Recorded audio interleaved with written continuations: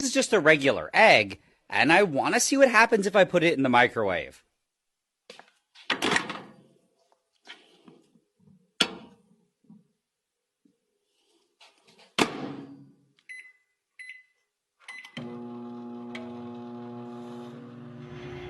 At first, it didn't look like too much was happening, but then it started sweating.